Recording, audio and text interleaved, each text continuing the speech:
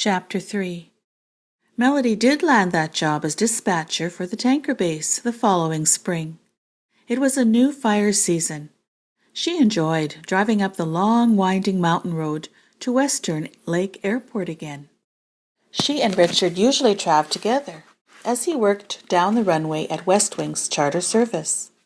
Sometimes they could meet for lunch. Melody climbed the tanker base steps and walked down a long hall.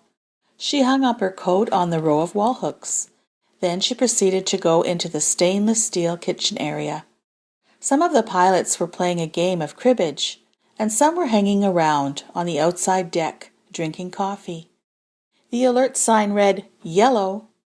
Not much happening right now. Melody asked Steve as she walked by him on her way to the dispatch office. "Nope, no smokes have been seen today," Steve replied as he looked her up and down from behind. He and Brad glanced at each other and winked a secret wink, which Melody was completely unaware of. She looked outside the large glass windows in front of the long dispatcher desk and saw the red and white fleet of Conair aircraft all lined up on the tarmac edge. Then she looked down on her log pad and read the notes that Chris had written on her shift before her. She noticed that some smokes had been registered earlier by the bird dog, but it said that they were no worriers for now. The phone began to ring shrilly. "Hello? This is Air Ops. How can I help you?" Melody knew the drill. "We just got a call from 7 Mile House, and they've got a red alert, and some serious fires sprouting in the northern part of our area," came the curt reply on the line. "They want us to get into the air pronto and help them." She recognized the voice of Eric, one of her commanders on the line. "Set our alert to red, then I'll give you the coordinates so you can grid the fire." "Yes, sir. Right away, sir." Melody grabbed the horn. She blew 3 blasts while flicking the neon alert sign from yellow to red. All the pilots flew into action. They ran downstairs and began yanking on their fire-retardant clothing. It only took seconds, and they were running across the tarmac to their planes. She could hear the props begin to spit and turn. Steve radioed in. "My fuel tank is lower than I thought. I'm going to need Wes to come and fill me up."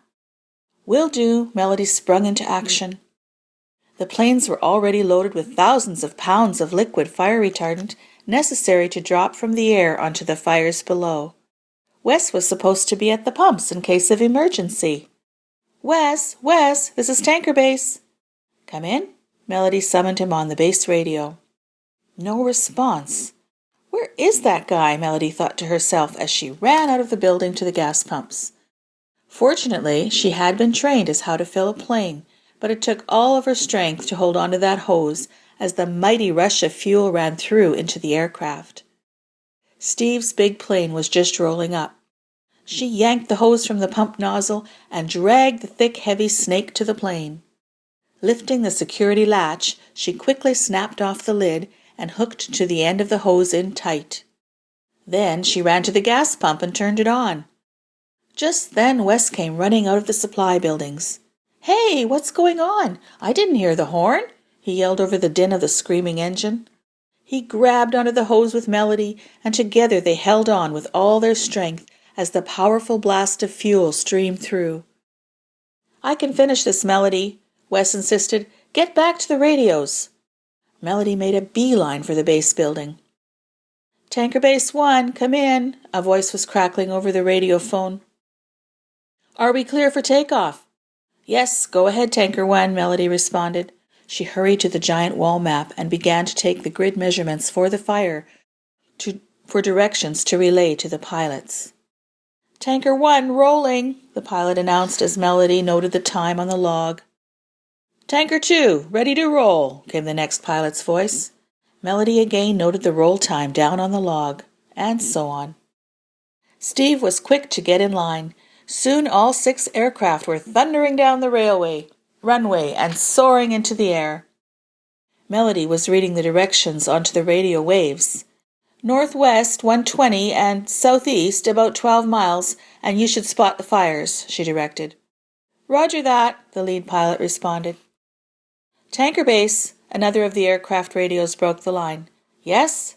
"This is Tanker Base. Go ahead," Melody answered as she was still jotting down roll times and directions on her log sheet. "This is 50 Mile House. We have a situation. We need help." "Go ahead and relay." Melody was ready with her pen. "One of our bird dogs in the fire area hasn't checked in for 20 minutes, and we are getting concerned." It was Tal, the dispatcher for the next fire station. "I hear you, Brad," Tanker 3 pilot interjected on his radio. "We should be in the area shortly, and we will take a look." Melody just kept writing down all the important details of the conversations as the 3 air radios took on a life of their own in her office. Several voices could be heard at once, some louder than others, and some crackling seemingly in the distance. It was her job to write down all the important information and then relay it as needed. Her large cup of coffee had long since turned cold, the cream making a ring on the top edge of the black brew. She had not noticed, as she set it down on top of a glossy cover of a nudie magazine. Steve and Brad had put it on her desk just to get her goat. They knew it would really make her upset. Life at the Tanker Base took on its own routine. Melody went to work when things were a slow yellow alert, when things were an intense red alert, and when things were just being watched, green alert. There were very few women at the base, just the dispatchers who took turns in shifts and one bookkeeper. About a dozen male pilots were on call. They stayed at the base in groups of 6 at a time, sleeping in rooms with bunk beds. All their meals were taken there as well, and the base boasted a state-of-the-art stainless steel kitchen, which was fully equipped. Each week the dispatchers were sent to do the grocery shopping. Typical male stereotyping to send women to shop for them. Melody made friends with Chris, Becky, and Tammy. In time, however, she found Chris to be a bit of a problem. Melody was a married woman and not interested in the men, but some of the guys didn't care and liked to whistle at her and to talk behind her back. This seemed to make Chris jealous. She was unmarried and liked to flirt with and to tease the men. Melody noticed that things seemed to be out of the place in her dispatch office when she came to work. One day she found that the training manual that she had been diligently working on was gone. She had been keeping it up since she started her job so that she could always refer to it for help, as there had been no training manual there for the dispatchers. Later she found out that Chris was in some trouble and no longer worked for the base. She had apparently taken it with her. It was 5 a.m. in the morning. Melody had been called in for an early shift at Tanker Base, but had nearly fallen asleep on her dispatcher chair when one of the pilots walked in. "Hey you, wake up," Bob smiled, knowing he had caught her sleeping. "I've got to get ready for some infrared photography of a fire spot and to see if it's still hot underneath. I need you to monitor my helicopter flight, Melody." He finished belting up his camera equipment. "Have a late night?" "No, I'm just not a morning person, and everything was so quiet around here." Melody made the excuses, feeling ashamed of herself. "I had better make some coffee and wake up." As she moved past him, his hand reached out, and he gave her a friendly pat on her hip. "Yeah, you better do that," Bob winked. That gesture made Melody feel uncomfortable. During that afternoon, some of the pilots were hanging around the base during a yellow alert.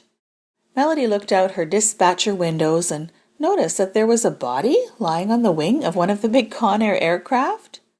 She and Richard were both into photography, and she always took her Canon 35mm camera with her.